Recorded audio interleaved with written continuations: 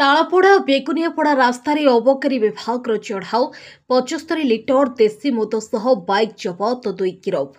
तालपड़ा बेगुनियापड़ा रास्तार आज अबकारी विभाग चढ़ाऊ कर 75 लिटर देशी मद सह गोटे बाइक जबत करने सह 2 जन को गिरफ कर सफल होती। मिलिथिबा सूचना अनुसार आज दिन प्राय 11टा समय चोरा देशी मद चालाण हेउथबा खबर पाई छत्रपुर सदर रेंज इन्स्पेक्टर बालक विसिंह नेतृत्व में खलिकोट आदर्श अबकारी थाना अधिकारी तेजस्विनी प्रधान अबकारी टीम सह तालपड़ा बेगुनियापड़ा रास्तार चढ़ाऊ कर 75 लिटर देशी मद सह गोटे बाइक जबत करथिले एवं चोरा देशी मद चालाण अभियोग 2 जन को गिरफ करथिले। सुनील नायक और दयाबन नायक बोली जଣାपड़ी। ए चढ़ाऊ खलिकोट आदर्श अबकारी थाना ASI Ipili Laxman Rao, constable S Parashuram Reddy, Tutu Samal, Anjan Kumar Das और हरिहर बेहेरा प्रमुख सामिल थिले।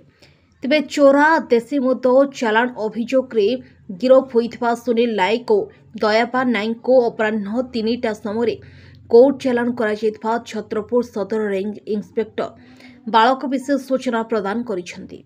Bureau report Ganjam times.